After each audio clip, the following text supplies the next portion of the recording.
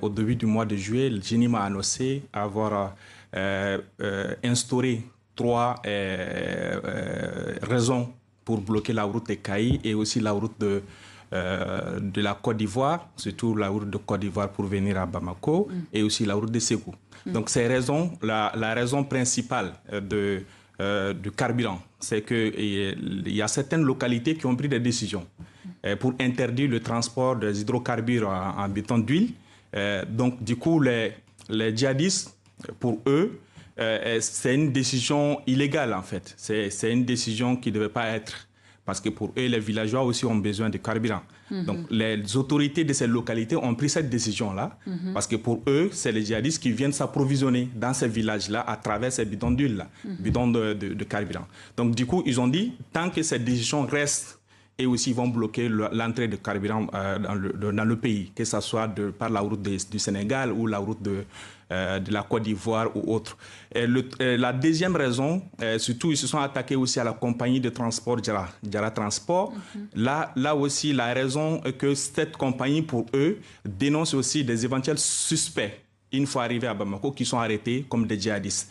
Et la troisième chose aussi, comme vous le savez, il y a eu des attaques simultanées aussi dans différentes localités, Kayi, Nioro du Sahel, Sandaré et autres. Donc, à l'issue après cette attaque-là, la population de ces localités ont quand même soutenu les forces armées du Mali pour quand même chasser les djihadistes et aussi participer aussi en tout ce qui concerne le nettoyage même de la ville. Donc les djihadistes, ils avaient dit aussi à la population de ne pas se mêler tout ce qui concerne le conflit entre eux et les armées, surtout les autorités. Donc pour eux, aujourd'hui, comme cette localité, surtout la région de Kayi et aussi la région du Nord, se sont impliqués pour aider les forces armées et de sécurité. Donc pour eux, ils ont demandé aussi à ces populations, ces habitants, de ne pas se déplacer. Une fois qu'ils vont se déplacer, ils vont les traquer, ils vont les enlever. On a vu... une fois après le communiqué, le lendemain, ils sont partis à l'acte. Pour bien comprendre, l'idée, c'est aussi d'asphyxier économiquement le pouvoir en place? Oui, on peut dire que c'est une manière aussi d'asphyxier Bamako, parce qu'aujourd'hui, on peut dire que Bamako est sous blocus. Quand on regarde la route qui fait Bamako-Sikasso, ils ont incendié 3 citernes de carburant, et aussi la route sur Bamako-Ségou, ils ont incendié aussi 2 citernes. Et vous avez vu les images qui passent tout récemment, ça aussi, c'est le 14 septembre passé, ils ont quand même attaqué le convoi. Le convoi que l'armée malienne avait décidé d'escorter en quelque sorte les citernes pour quand même acheminés vers Bamako. Ils ont attaqué, il y a eu plus de 80, on peut même dire qu'il y a plus de cinquantaine de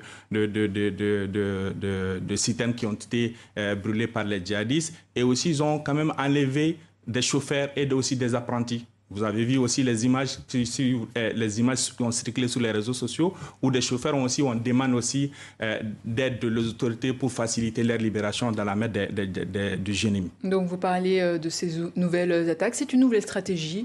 Oui, on peut dire que c'est une nouvelle stratégie du GENIM. Je ne suis pas là pour parler de la stratégie du GENIM, mais quand même aujourd'hui, la population civile est atteinte. Aujourd'hui, on peut constater aussi, même à Bamako, on peut dire qu'il y a la panique parce que quand on regarde, selon les informations que nous avons reçues, certains s'approvisionnent aujourd'hui faire le stockage du carburant, qui vont dans les stations pour quand même remplir des bidons de 20 litres. Et aussi, quand on regarde aussi vers la région de Mopti, qui fait presque 700 km de Bamako ou plus, aujourd'hui, le carburant est passé de 800 francs CFA à 1500. On peut même voir 2000 francs CFA. Donc, quand on regarde aussi, même dans la région, quand on descend un tout petit peu aussi venir vers Djéné et aussi Kayi, on voit aussi la même chose. Et quelle est la position du gouvernement aujourd'hui face à tout ce qui se passe? Dans un premier temps, les autorités de Bamako ont essayé de nier, surtout à travers le chef de la DIRPA. DIRPA, c'est la Direction d'information des relations publiques des armées. Lors d'une conférence de presse, il a dit en ces termes, il dit la route Bamako-Ségou, ce n'était qu'un simple accident qui a créé de l'embouteillage, alors qu'il y a eu quand même les djihadistes on a attaqué la route. Et aussi, il a cité concernant la situation aussi Bamako-Kaï, il a dit non, c'est parce que c'est dû à la saison des pluies qui a provoqué en tout cas aussi de l'embouteillage sur cette route-là. Et donc aussi, pour le gouvernement, les attaques n'existent pas. Dans un premier temps, mais après la deuxième attaque d'envergure qu'on a vue le 14 septembre passé, surtout les citernes qui ont été brûlées et le convoi aussi, le Premier ministre a reconnu. Le Premier ministre l'a dit en ces termes devant les groupements, surtout les pétroliers du Mali, même s'il faut qu'on va à pied et avec des cuillères aussi pour aller chercher nos carburants. Mais c'est des propos aussi qui n'ont pas rassuré aussi le groupement des pétroliers, parce que nous avons quand même contacté certains pétroliers du Mali.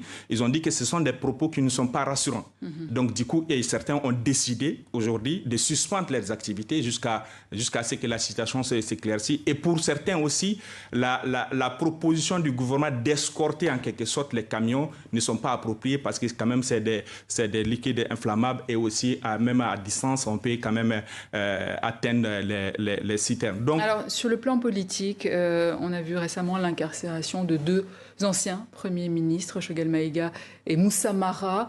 Est-ce un durcissement du pouvoir ? C'est un durcissement. Depuis le départ de cette transition, c'est juste une façon pour eux de faire taire les voix discordantes. Quand on regarde l'objectif ou même la cause qui a mis l'ancien Premier ministre Choguel Kokala Maïga en prison aujourd'hui, Choguel Kokala Maïga en prison, quand on regarde les différents rapports du vérificateur général, il y a pas mal de détournements. Des gens qui font partie même actuelle du pouvoir central. Il y a eu des ambassadeurs où on a vu des rapports qui ont eu des détournements de milliards. Mais aujourd'hui, pourquoi Choguel est en prison? Parce que Choguel aussi, c'était une voix. Après avoir été chassé de la primature, et c'était quelqu'un quand même qui était écouté, qui faisait des vidéos, comme on le dit, il était dévidé en quelque sorte comme youtubeur.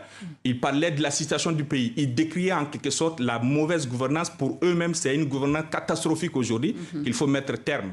Et quand on regarde Moussa Mara aujourd'hui, parce qu'il a fait un tweet, et dans ce tweet-là, parce qu'il a rendu visite à des leaders d'opinion, à des chefs de partis politiques qui ont été incarcérés par leur opinion, etc. et tout. Et aujourd'hui, il est en prison. Parce qu'il a dit, à la fin de ce tweet-là, j'ai rendu visite à tel.